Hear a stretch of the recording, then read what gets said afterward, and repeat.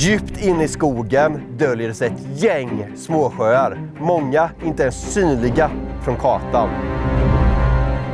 Vi vet inte om det finns fisk här, men vad vi vet är att vi kommer se om det hugger. För idag ska vi bara köra med ytbete och det är det mest visuella och adrenalinstinna fisket som finns. Jäklar! Vilket hugg! Hör den! Jag fick den! Vi har också fått tag på ett gäng nya hyperdetaljerade beten från Japan, Adusta. Och vi ska se om de håller vad de lovar. Det är 2 abborrar på en popper! Vad i hela händer? Men innan betena börjar skvätta så ska vi svara på era kommentarer. Och Elias, han undrar om vi alltid luktar gädda om våra händer. Och det gör vi faktiskt, Elias. Det är liksom kanske inget andra tänker på, men du var bra på att tänka på det här för att vi går runt och luktar på stan vad vi än gör, jag och Tobbe. Mest Tobbe, ganska mycket jag. Storfiskaren Anton, han vill att vi ska säga hej till hans pappa Paolo. För hans pappa tycker vi är väldigt bra, så hej Paolo. Kalleba, han kommenterar att vad har Sara och Hanna tagit vägen? Och de två, de har faktiskt jobbat ganska mycket med webbshoppen här på senaste tiden och ta hand om beten och sådär. Men vi ska snart spela in en video med dem och jag vet att de har några videor själva på gång som kommer i framtiden. Så att snart får ni se dem. Men nu ska ni få se lite coola hugg.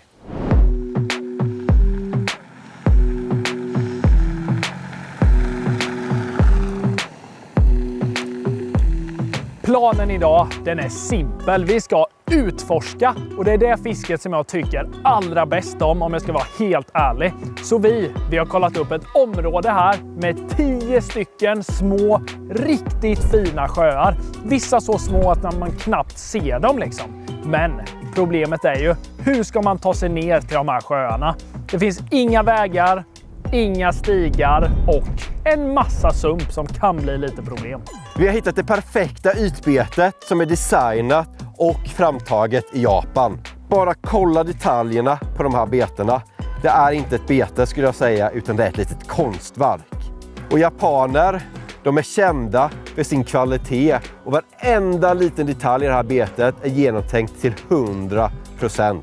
Och vi har införskaffat oss 4 olika modeller som vi kan välja mellan. Och den här ska jag köra med senare, men jag har hittat en annan här som jag tänkte börja med. Och det är den här, A-Pen heter den. Och den här är lite mer klassisk, men bara kolla detaljerna på ögat och huvudet här. Och fjällen, varenda liten fjäll ser man på den här filten.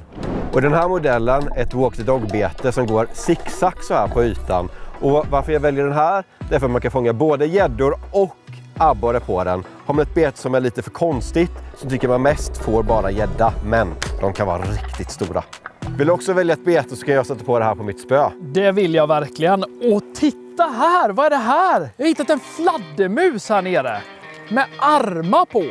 Det här är ju helt galet. Alltså titta på den här. Den här ska ju liksom simma fram på vattnet med sina armar här. Men jag har aldrig provat något liknande bete. Så den här vill jag testa. Jag är riktigt spänd att se hur den här kommer gå i vattnet. Den här heter alltså Adusta Sacral Junior. Det är crawl alltså. Jag tror den kommer crawla till sig alla gäddor och abborrar som finns i de här små sjöarna. Vi ska fiska efter både gädda och abborre idag. Och då sjöarna är väldigt små så räknar vi med att vi kommer få både hugg nära och oväntat. Där nere så är första sjön som vi ska testa. Och vi vet faktiskt inte om det finns någon fisk där. För det är en av de minsta sjöarna som vi ska testa. Men den ser väldigt het ut med mycket näckrosor och sånt in till kanten.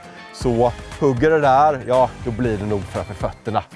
Vi brukar ju fiska i gölar och små träsk och sånt där. Men det här, jag tror att det här klassas mer som vattenpöl. Finns det fisk här, då är det helt sjukt. Vet du vad jag ser, Edvin? Jag ser vak! Så det finns fisk här.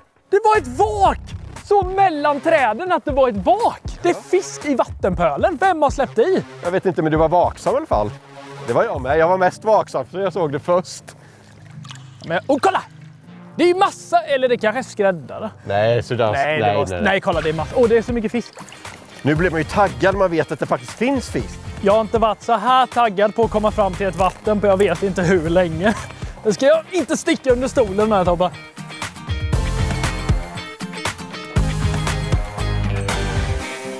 Skämtar du med mig? Alltså det här är typ det minsta jag har sett. En gång har jag fiskat i ett mindre vattenhål, men det är bara en gång. Det här är helt sjukt. Och sjunker inte jag ner här, då vet jag inte vad som är fel. Ja, enda gången Edvin fiskade ett mindre vattenhål var när de var 5 och fiskade i toaletten. Men jag kan inte bärga mig mer. Jag tar första kastet. Jag tror vi måste vara lite tysta nu. I alla fall inte skrämma oss för mycket. Nej, Edvin. men alltså jag är helt för alla såna här små pölar. De är liksom kolkaffefärgade. Det här är ju typ klart grönt vatten. Alltså det är som en liten källa mitt i skogen. Guldkällan. Nej, grönkällan. I sådana här små pölar så brukar ofta fisken stå nära land jäms med växtligheter och kanter och sånt. Så det blir inga mittenkast utan bara, ja inte vasskast heller för det är ingen vass runt om, men ja, landkast då. Nu kör vi. Tänk om vi hittar värsta stället. Och kolla mitt bete! Kolla mitt bete! Men alltså det ser ut som en Kolla! Sara En sork. Sjöstedt typ. Det ser ut som en sork. Nej, Sara Sjöstedt som kör sån där crawl. Crawling ja. Och det bara West. sticker ju. Det var sjukt. Det här är ju hur hett som helst. Det här måste ju låta massa under vattnet med. Ja. Jag tror dock inte du kommer få abbare på det här, men gäddorna är tokälskade. Du, jag tror stora borrar, de tvekar inte. Kolla! Och ljudet med. Ja, plopp. När det är crawl. Du, det här var häftigt bete. Det här är första gången jag och Edvin testar de här betarna i vattnet. Och man hör som sagt också att det är japanskt. För lyssna här. Det är skrammel och det är exakt det man vill ha när man fiskar ytbeten. Så göra mycket väsen av sig, göra mycket ljud och rörelse och sånt. Så att gäddorna och abborrarna kan stiga ett par 3 meter för att klippa ytbetarna. Det är som brutal gungfly här Tobbe, så jag tror att fisken kan stå under kanten. Det blev fiskstim som blev rädd för min popper, eller mitt ytbete. Det hoppade liksom sådär 20 småmöttar. Värsta så här massa uddar och såna här grejer. Så här är som en liten vik liksom. Och en näckros också. Så här får man ju riktigt smyga och sen köra så här. Tänk om det står en gädda inne i den här viken här. Då vet jag inte vad jag gör. Jag kommer bara trilla i om det hugger här inne. Edvin, hjälp! Jag hugger ner på ön! Ön sjunker! Varför gick du ner så långt då? Shit alltså! Det här är farligt. Det är som gungfly och myrmark och sånt. Det här man kan åka ner och försvinna för alltid.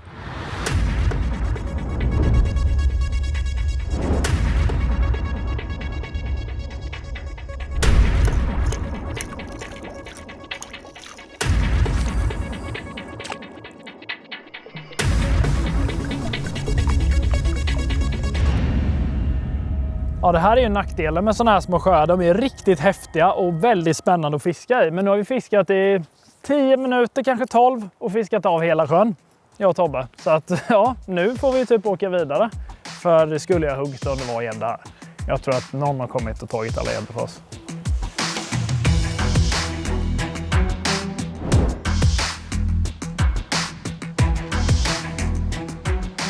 Ny sjö och nya möjligheter. Och den här är betydligt större. Ja, och betydligt mer växter i också. Helt tjockt där nere ser jag. Det är liksom, det är sumpvarning längs kanten med. Är det någon sump där nere? Jag ser faktiskt att det är väldigt mycket här. Men det är sånt här man får räkna med när man utforskar. Det är liksom halva grejen. Men du Tobbe, det är ju inte gungfly i alla fall. Det är sump, men det går.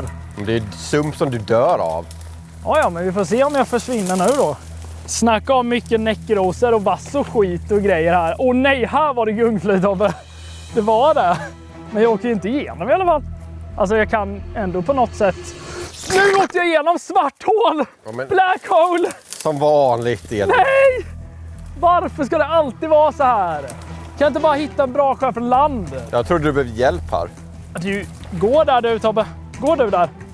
Skit i Tobbe, vi skulle ta i takbåten istället. Jag vet inte riktigt vad Tobbe håller på med när han ska gå där borta och sjunka ner och ha sig. Varför inte gå här som jag går?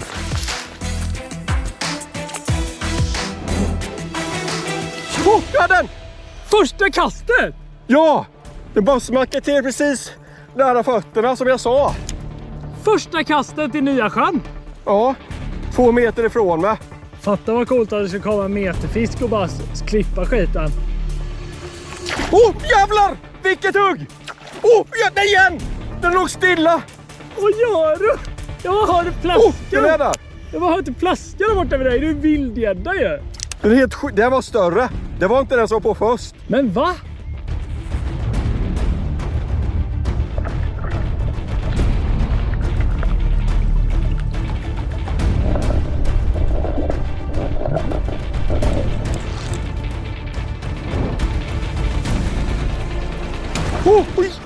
Jag såg den Den flög en meter upp.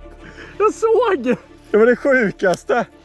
Jag bara tittade åt ditt håll så såg det ut som det var en gren i luften. Vad gör den? Jag fick den! Jag fick den, Edvin. Snyggt Tobbe! Första fisken på utforskarresan här. Jag har den! Dubbelhugg! Jag har den lite bättre än något. Jag vet inte, den går in i buschen här. Ja, men den lär ju vara bättre. Jo, än min, den är lite kan jag säga. bättre. Slukar hela skiten. Alltså titta det här är ju pissliten. Det var ju den som flög upp i luften kastet innan. Så de är ju aggressiva så här. Men den är ju inte mycket att hänga i julgranen. Så jag släpper i den. Får vi se vad Edvin har för någon. Det ser ju ganska skaplig ut. Släpper i den här lilla och fortsätter. Det här var en riktigt kul första fisk för mig att få. Alltså, de behöver inte vara 10 kilo för att vara jätteroliga på utbete. Men när man får liksom den här storleken som ändå är en gädda, då är det kul. Vilket hugg det var. Han ville ta det här betet, kolla. Smack i backen sa det. Bara försvann in i truten. Den liksom tvekade inte så att säga, utan det var fullt ös där. Vad kul att få på de här nya ytbetena. Det verkar grymt effektiva alltså. Jag har nog aldrig fått en gädda på ytbete som har tagit så här hårt. Och jag menar, få in det här betet i munnen är ju inte det lättaste om man är en gädda. Med de här armarna som liksom sticker ut. Kolla vad coolt det var. Det här var kul att testa. När man ser att det funkar också. Inget monster, men för att vara på ytbete så är det faktiskt en ganska fin gädda. De är roliga. Får åka hem igen. Hej då. Känns som vi är någonting på spåret här i alla fall. En kant där man faktiskt kan stå på land och fiska. Ändå komma ut till massa het växtlighet och näckrosor och nater och grejer här. Kör vi.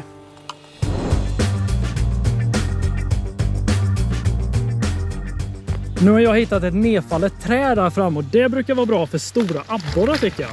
Så jag tror att jag ska testa en popper nu istället. Kanske en sån här cool popper med lite bös här bak. Också från Adusta. Vi får se om det står några borrar där. Den här funkar ju på gädda i alla fall. Men det får bli lite popper nu.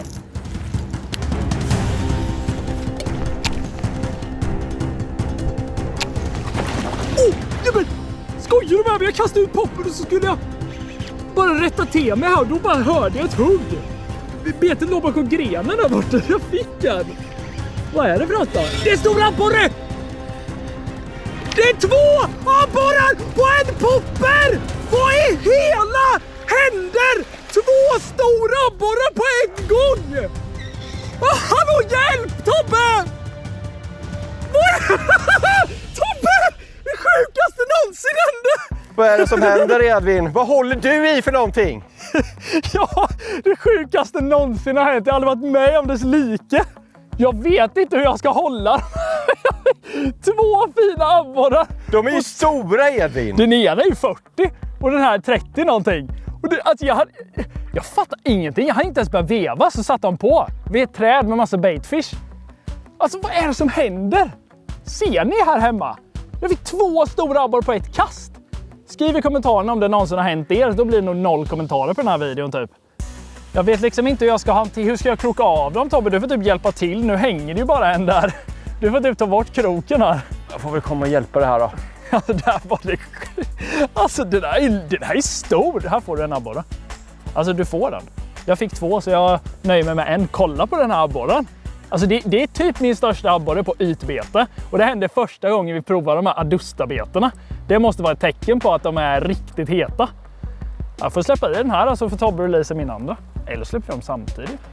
De var ju ganska lätta att krokare. Jag satt ju bara med en krok. Det är omöjligt att sitta. Jag tycker Edvin, du får faktiskt släppa i dem själv för att det är faktiskt dina abborrar. Ska vi se om jag halkar i här, men det är typ värt för de här abborrarna. Vad häftigt! De drog tillsammans också, vilket radarpar! De så här hänger ihop hela livet säkert, äter samma mat och det är som jag och Tobbe, fast vi inte hänger ihop då.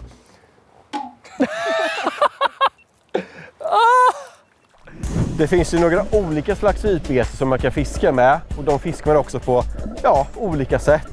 Och just den här som jag kör med då, den heter A-Pen och den här är som jag sa tidigare ett walk the dog-bete och då måste man göra gången själv, annars går den bara rakt fram som en pinne. Så då tar jag bara kasta ut det här betet och sen så rycker jag hem den så här så att den går zigzag eller man går ut med hunden på ytan. Och det är kanske lite svårare om man är nybörjare att få till en bra gång, men det är inte så svårt så det är bara att testa. Men sen finns det ju andra lättare beten, typ det som Edvin har, och det är en helt vanlig popper. Den här poppen är ju lite som walk the dog-betet, fast man kan veva den bara rakt fram för då liksom går den på ytan och trycker upp lite vatten så här skvätter lite. Men jag brukar rycka min så den så här skvätter i rycken så och plopp, plopp, plopp låter det. Så det, då kommer fisken till den liksom. Men det är ganska lättfiskade beten ändå. Om man har flätlina, det är ett krav. Annars blir det bara gummiband.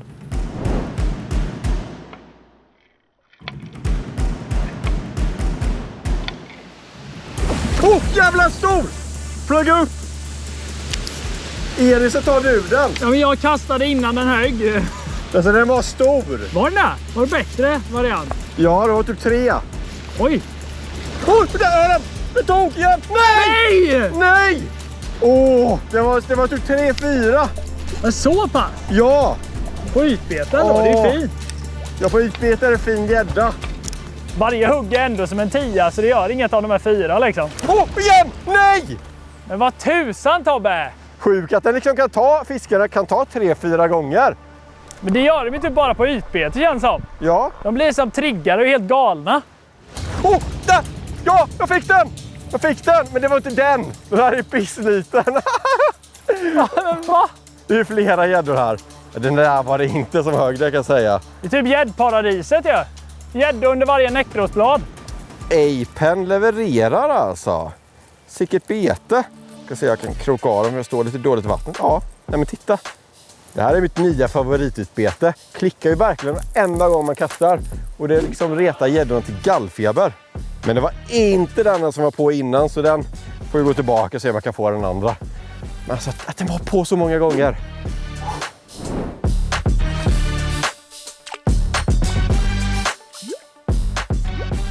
Nu har vi fiskat av den här sjön också och vi börjar med en liten och den här är ändå ganska stor skulle jag säga. Men jag tror att vi hinner med en tredje innan det blir för mörkt. Och jag tycker alltid att det är så här i skymningen eller på kvällskvisten som är som bäst utfiske. Så det är väl bara att knalla iväg och se vilken sjö vi ska välja av alla som finns i det här området.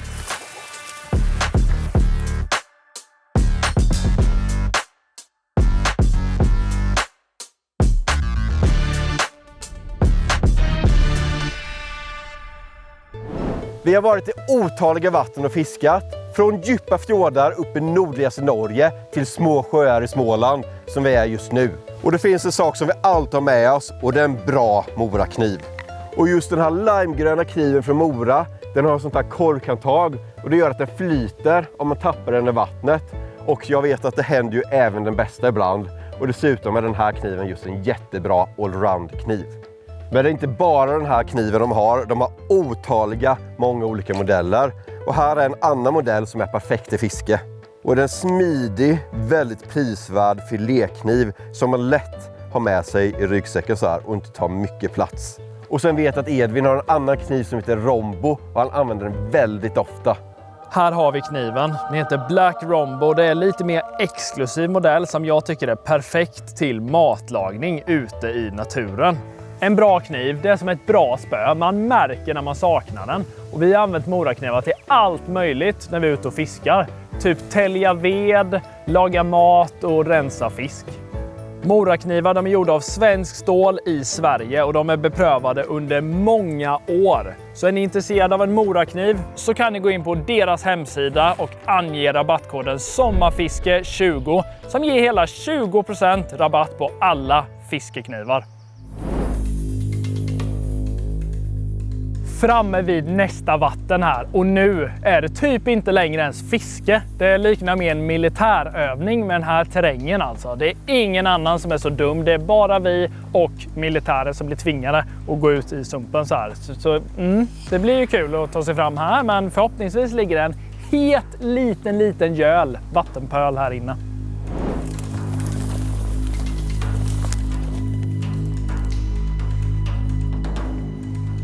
Den här gölen ser häftig ut. Den är större än den första, men mindre än den andra. Och här är det ju massor med näckrosor in i kanterna.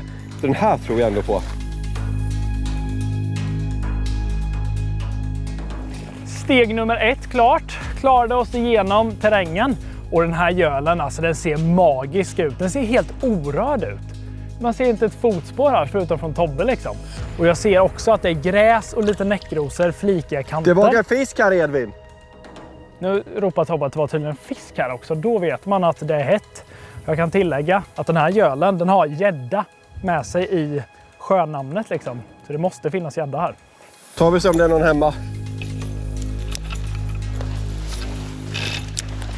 Precis här utanför är det som värsta naterankorna, alltså riktigt hett gräs. Och det är inte svart vatten heller som det brukar vara i såna här gölar, kaffevatten. Oj, jag såg en mört. Det var, nu lät så jag fick värsta ythugget, men det var faktiskt en fisk, betesfisk. Det här tror jag på, Tobbe. Nu är jag i en vattensäng här.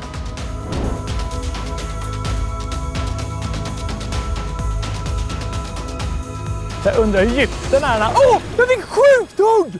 Skojar du? Gäddan bara flög! Gäddan bara flög! Gäddan bara flög! Vad skriker du åt? Team Galant från framtiden här för att berätta om en riktigt rolig nyhet för er som bara älskar att meta och är mellan 7 och 12 år. Nu kan du ansöka till Team Galant Multimeter Cup. Det är en ny, spännande och rolig metertävling för barn som blir en del av vår nya programserie på Kanal Gratis YouTube-kanal under 2026.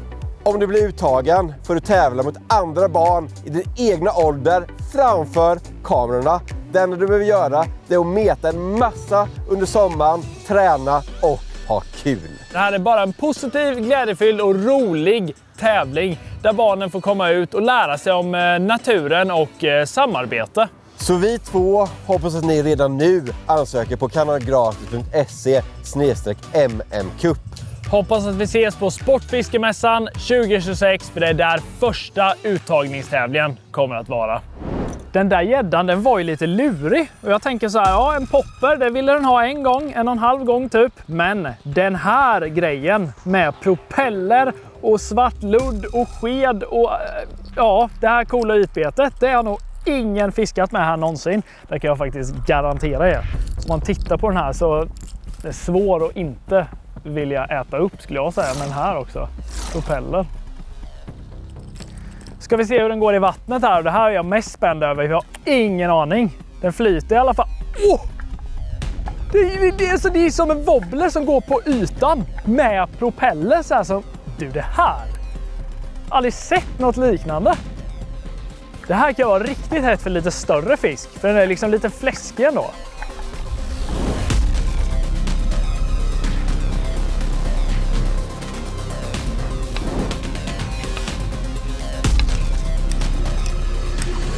Åh, jäklar! Åh, vilket hugg! Vilket hugg! Stenhå! Stenhå! Åh, det tar lina! Alltså, det där var det sjukaste hugget idag! Helt sjukt, den är inte... Den är störst idag! Den är störst! Åh, den har en knöl på sig! Vi verkar ha hittat någon magisk liten göl som heter någonting med gädde namnet. För jag menar, den hade på där borta, den var stor. Och den här, det är största för dagen. Jag tror den väger typ 3 kilo och en fining. Och nu när vi kör en sån här liten göl så tycker vi om när vi är 2 stycken och går varsin sida. Så är det inte ena hållet och jag tar andra. För då är det, ja, du söker man av gölen så snabbast. Jag tycker alltid vi ska ta en titt på den här. Den har en liten böld på så jag vet inte hur den fått det. Jag slog i sig. Men den ser med i något träd eller någonting och fick en liten blåtira eller någonting. Ja, jag har den. Titta på firran. Den väger lite under de där bölder som väger det mesta. Men jättefin fisk att få i en liten göl på ytbete så här. Augusta levererar. Ja, så. Tar vi släpper i den här, det klara vattnet. Det är verkligen en djupkant ner här, den här ån, eller sjön eller gölen. Och sen så är det superklart vatten. Jag har liksom aldrig varit med om en sån här liten höl man hittar mitt i skogen som är så himla klar. Ser man väg nu, gädda. I då med det. Hoppas det går bra med bulden.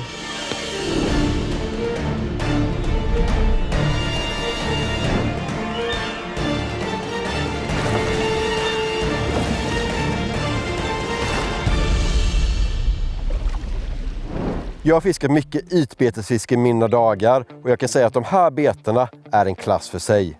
Och det finns 4 modeller som vi har tagit hem och jag vet att Sara har satt upp en jättebra bander på alla de här. Jag kan länk i beskrivningen. Man både ser och hör att det är kvalitet, det är tungsten i och sen har alla superljud. Låter som jag har med något maracasband eller någonting. Vi har en popper här som heter Neorean. Och den här skålen längst fram är att den poppar när man vevar hem den. Och dessutom har den sylvassa BKK-krokar. Det finns även den här som heter Sacro och har en liten sked som får en vaggan igång samtidigt som en propeller här bak för ljud och rörelse. Den här lilla heter Sacro Junior och krålar fram på ytan. Och sist men inte minst av den här Walk the Dog-betet som heter Apen. Och den skulle jag säga är det mest mångsidiga betet av de här. Och fungerar vid alla vatten i stort sett alla tillfällen. Eller ja, vid alla tillfällen när det är bra för ytbetesfiske. För jag skulle säga är det bästa under sommaren. Och då har man inte testat på det måste man verkligen ha ut och köra det här. Den här gölen, det var den finaste göl jag har fiskat i någonsin. Och då har jag ändå utforskat väldigt många små gölar i skogen. Men här är alltså det är som ett paradis för fisken längs kanterna här. Det är liksom nater, det är bladgräs, det är bra vattenkvalitet, det är betesfisk. Alltså den är riktigt fin. Men nu har vi fiskat av hela gölen och gått ett varv här. Så det var synd att den inte var större bara. Ja, det vill bara åka vidare antar jag.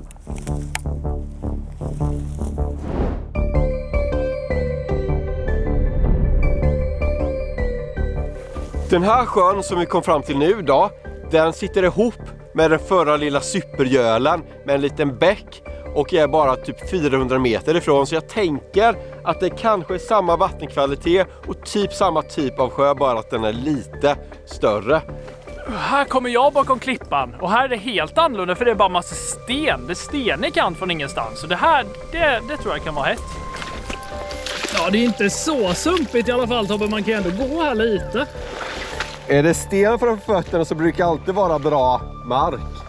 Väldigt mycket sten. Det här känns som en riktig Norrlandssjö. Ja men typ. Inte för jag har varit i som en Norrlandssjö, men jag kan tänka mig. Det är klart det var. Direkt! Första kastet! First cast, first try. De är ju på vad är det för sjö, Tobbe? Det är helt sjukt. Det är asbra sjö vi hittar. Alltså det var explosion i ytan. Det här är helt sjukt vad bra fiske. Det är sånt här som man längtar till på vintern och som värmer själen riktigt mycket. När man kör ytbete så är det hugge som man vill ha. Storleken har absolut inte lika stor betydelse. Det är liksom explosionen i ytan som är det man lever för.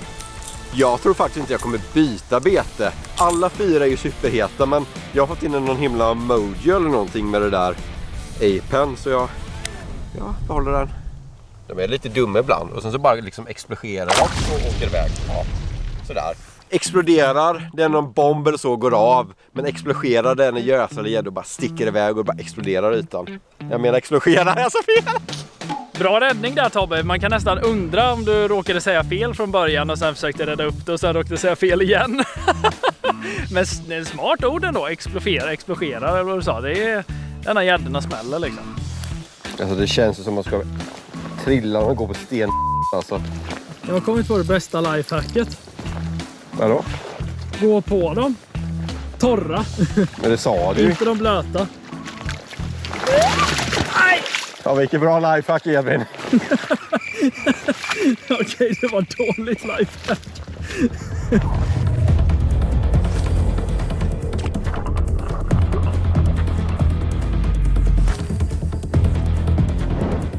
kan vara en gammal risvasa här ute jag hittat. Se 3 grenar sticker upp där långt ut. Oh, jag har det! Jag högg vid vasen! Eller vad det nu är! Jag kan en monsterbar. Här är en gädda. Och sluka poppen totalt. Adusta bara sitter i halsen. Kanske inte den största gäddan, men som vi sagt innan, på ytbete så är varje gädda extremt kul att få. Så de behöver inte vara så stora, även att man vet att man har chansen på att få de här riktigt stora. Men den här slukade poppen i alla fall. Det var inget snack om saken. Han skulle äta upp den här lilla peppern. Får simma hem igen.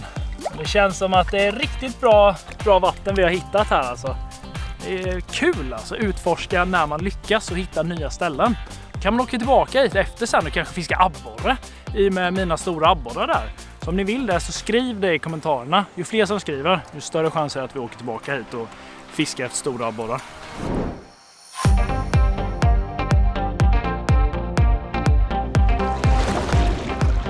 Det gäller att välja ut bra spö när man ska köra ytbetesfiske. För det måste vara ett ganska styvt så du kan pressa dem genom näckrosorna. Men det får inte vara för styvt heller, för då kan man inte kasta de här små betarna som vi kör med. Jag kör med ett haspelspö för då tycker man kommer längre än när man kastar. Och det här är från 92-serien som heter Shadow Blade och är från CVC.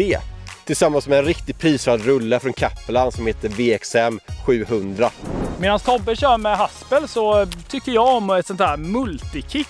Just det här spöet är ett hula-stick, chatterbait och swimbait heter det. 7-28 gram också från 92-serien från BFT. Och tillsammans med det så kör jag med en sån här rulle. En Kappelan VXM 100 som är liten och smidig och enkel att kasta med såna här små beten. Så den här utrustningen den tycker jag är optimal till det här fisket. Och det sista då, själva linan här. Det är en Sickbraid från Berkeley i 0,19. Och jag vet att Tobbe där borta, han kör med 0,10. Han prioriterar att kunna kasta lite längre. Men jag tycker att man vill ha lite tjockare. Och när man har multi också så man vill inte få bakslag och så ska det gå av och grejer. Utan ska hålla för lite grenar och näckros och skit om det hugger på en stor fisk.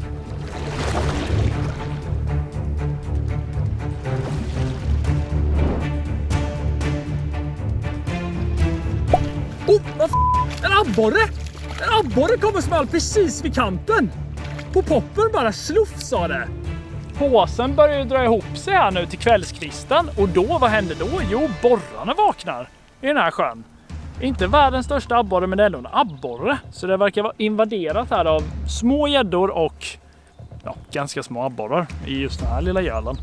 Men kul att det hände något, kolla. Ganska lik betet ändå. Randig och fin sådär. Får faktiskt åka hem igen.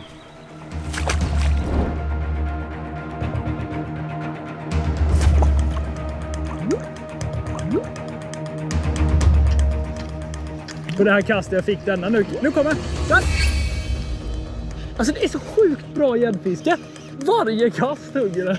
Hallå, det här kan vara en stor abborre. Hörrni, det här kan vara en stor abborre. Det är en monsterabborre! En stor jäkla abborre! Ja! Det är en skitstor abborre! Den är asstor! Hjälp Tobbe!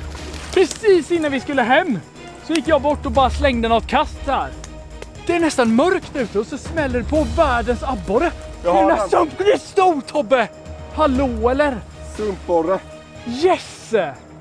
Jag fick ju skit. Alltså, det är min abborredag idag. Kolla abborren på Adustapoppen. Från land i en helt ny sjö när vi utforskar. Det här var ju helt galet. Den här är faktiskt riktigt stor. Alltså jag kände att det var en abborre där ett tag när det började härja så mycket. Kolla, det här är ett PB för mig på ytbete faktiskt. Det här måste ju ändå betyda någonting. Jag har fiskat ytbete i många år och sen första passet när jag provar de här nya Adusta-beterna så får jag nytt personbästa på ytbete på abborre. Jag tror vi får ta ett snabbmått på den här faktiskt för att veta hur lång abborre jag har fått på ytbete. Man kan tro att det här är myggor, men det är faktiskt biljud. Vi kör ett snabbt snabbmått här ute i skogen. Vi har ingen måttbräda eller någonting, men du får ta på ett ungefär Tobbe så jag vet. Ja, 45 runda slängar. 45 centimeter, vilken avslutning. Den här ska få gå tillbaka igen. Popperfeber fick jag nu.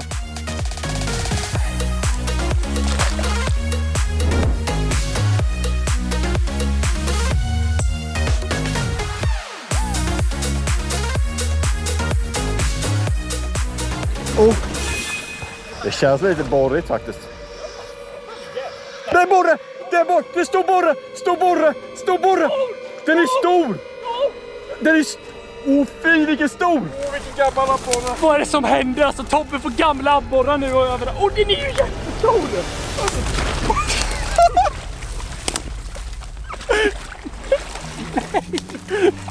Nu är det kaos här.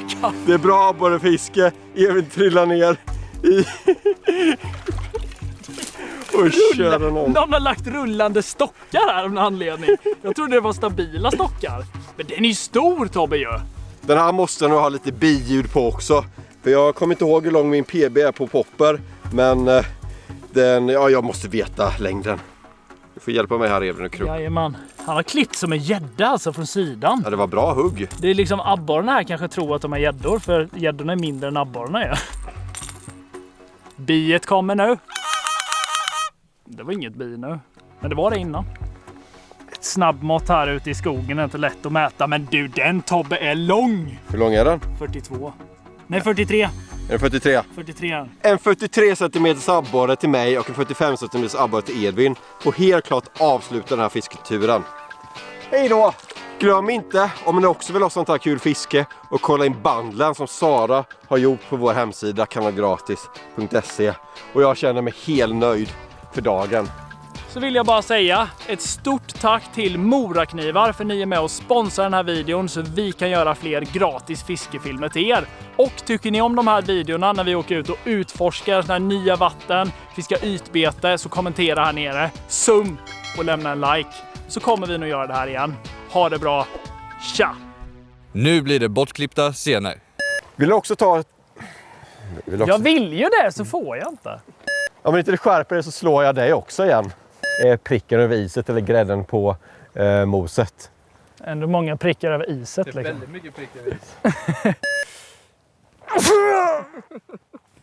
Käka gräs. The Sacro Junior och Kira skulle säga. Tja.